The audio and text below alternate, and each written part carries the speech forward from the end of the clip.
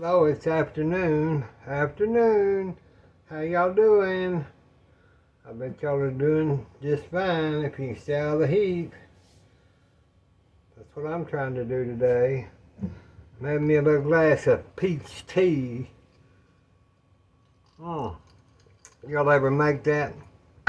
Now, when I go down to the peach orchards in a week or so, I'm going to try to take y'all along with me so you can go with me and Mama down and pick us a bunch of peaches so we'll have them to put in the freezer and make peach cakes and strawberry peach shortcakes and peach maybe preserves if I feel that I need to do that. It's a lot of work, but the rewards are wonderful when you're eating those peach preserves in the winter months on your toast with butter and all that. Okay, today what I'm going to do is I'm just going to make a sourdough starter. I don't know if y'all ever have used a sourdough starter, but it's just a sweet, this one is a sweet sourdough starter, and I use it because the reason I feel like, and maybe somebody really would know, but I feel like that since the sourdough ferments, it makes it easier for your stomach to digest any baked goods, cakes. I use the same starter in my cakes, my cinnamon rolls, my rolls, bread, and I just feel like that my stomach is not as I get kind of queasy sometimes when I eat bread and I just don't feel good. So that's why I've always used the old sourdough starter that most of my life. So maybe, that's one reason, because my stomach just is used to having something that kind of helps my stomach digest. But on this, you're going to have a schedule, and I'll put it in the description. So, and we'll get more into it, and then I'll make certain, like cinnamon rolls. I'll say get a cup of your starter, or bread, I get a cup of your starter, or cake, get half a cup of your starter, whatever. So you'll know, and it just makes better food. And you do have to up it and give it away. We just read the directions. Y'all are smart people. You know what to do. So, but you can't use this. I can use this for measuring my yeast, but I use glass here, and I use wooden. No metal in your starter. No bowl, no metal beater, nothing right at this point, because you don't want to make your yeast or your starter, he gets all fluffy, and then all of a sudden you do something to him and he's murdered. You have murdered your starter, and you don't want to do that because you want him to stay alive and help you and your family. So let's get 2 cups of warm water. There's one. There's 2. Because that's too warm. 2 cups of warm water. And I found another, haven't bought any more yeast, but I found another jar in the freezer. So we're going to try this and see if it's a good yeast, We'll measure 2 1/4 teaspoons.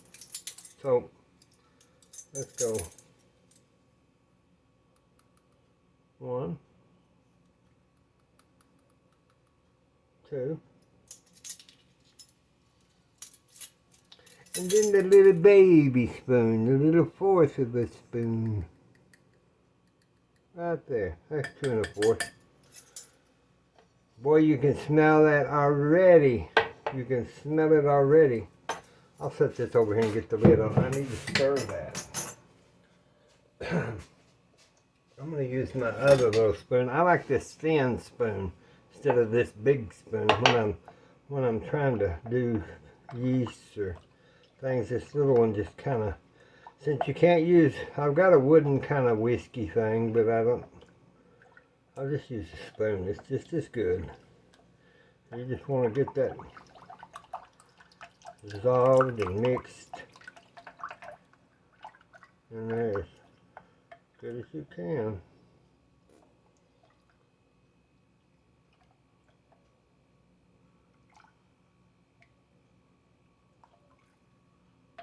I like it mixed pretty good. You want it dissolved.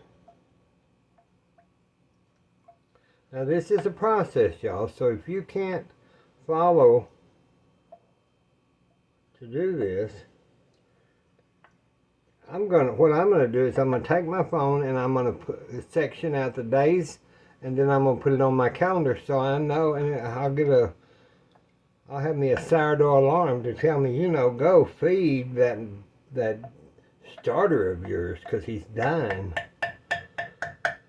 Okay, now then, I'm going to put 2 cups of all-purpose flour. So let's get 2 cups. Let me get the bay leaves out. Let me get 2 cups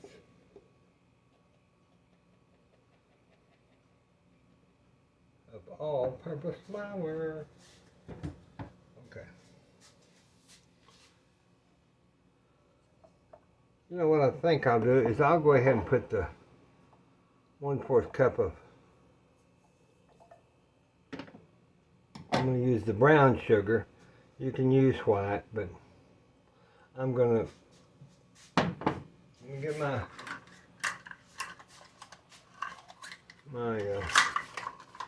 okay, measuring cups. Okay,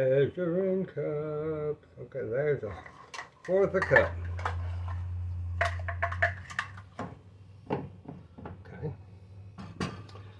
let's hang our little gel measuring cups back up. Stir that in.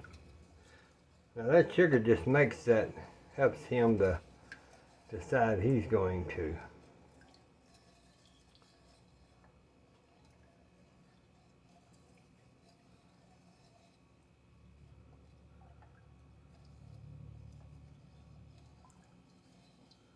I think that looks dissolved. Let's just start gradually adding our flour into it.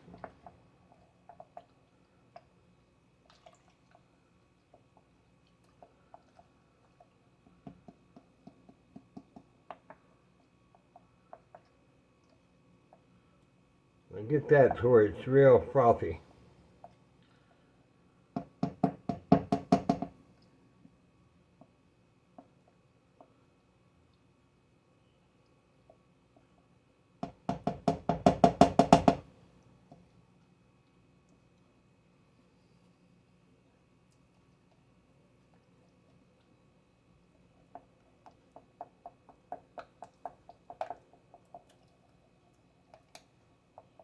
See how frothy that's getting?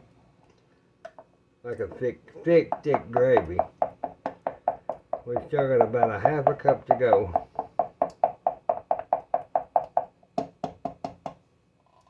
Okay. Now,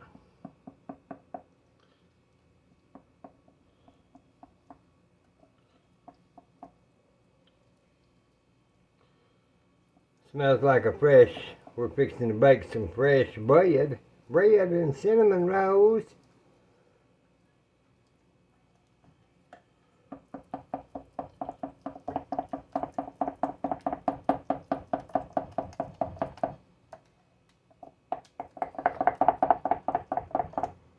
Well, see, that consistency is like a too thick white gravy.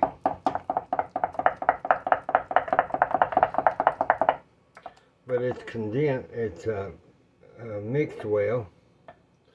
Just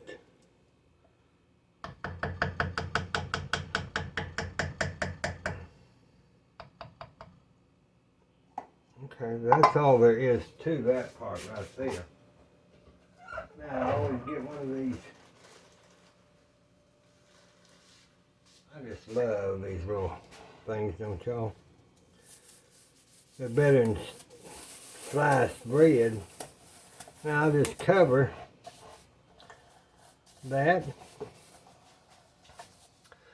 And I'm going to cover it. I think that's pretty loose. You know, you don't want it just, you want it to where it's going to have to breathe. So, I'll tell you what you might do, since those,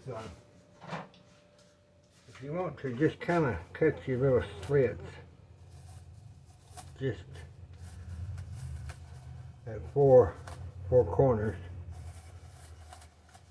and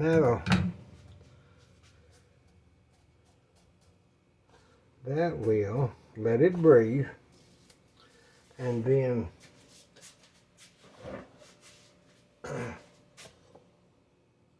we need to just put this in a warm place. So about as warm as,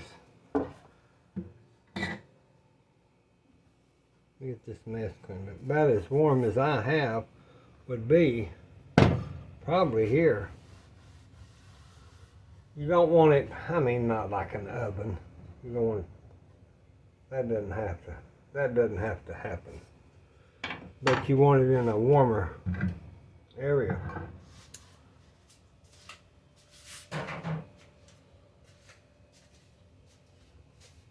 And then we can just leave it. We can leave it right there. Because I've still got our turkey and egg noodles that Mother and I are eating tonight. That's what we're going to have. And see, I just buy that the yeast that is in the big packages for the restaurant from like Ben E. Keith. I still have my account, but then I'll just put it in small. If y'all plan to bake a lot, if you don't, then buy your little packages. And then I just put the plastic, put it in my Kerr or mason jar, and I just set that back in the freezer. Now we'll see if that's still good. We'll know about this, because you remember I made that, whatever I made. Y'all know what I made? I don't even know. I make so much stuff. And it didn't rise like I wanted it to. Well, this will tell us. So we'll just cover this loosely and store it in that warm place overnight, or with it being pretty much about 70 in the house, a lot of times I'll leave it 2 days. And then tomorrow I'll stir it, and then I'll put it into the refrigerator. Then on day 3, I'll stir it once every day for the next 4 days. I'll stir it once, just one time for the next 4 days. Then on the 5th day, not like Jesus, not like God on the 7th, but on the 5th day, you stir it, then you take out the cup. Then you add your half a cup of white sugar, 1 cup of flour, 1 cup of milk, stir until smooth, just like we did today. Cover and place it in the refrigerator, and then stir once each day for the next 4 days. So this says on the 10th day you can use it, but I've used it on the 5th day, y'all, for pancakes. That's probably what we'll do. Let's try it. We'll do what we're supposed to, and then on the 5th day, let's make some pancakes or a cake or something. I think probably pancakes. And then we'll see how the starter works out. I don't think you can go wrong by having this on hand. if you're not a busy mama, if you're a busy mama, my recipes, I try to make them where they're easy for you mamas and daddies, but mostly mine are just to help anybody that wants to enjoy, that would enjoy some cooking. So this is just the extra, just that extra little recipe, the ones that have time to do it. So Mom and I are doing okay today. It's really hot. Granny Pat and I had a great chat last night, I think. We're finally trying to get the kinks worked out. It's not going very smoothly because that live video, it took nearly an hour for me to get all on the same page. But we finally got it done. And we had a good chat. I want to wish y'all a happy week. God bless you, God bless me, God bless this United States. And if you want to try this recipe, then look in the description. I'll have exactly what you need to do, days 1 through 6. So we'll talk to you soon. Bye-bye.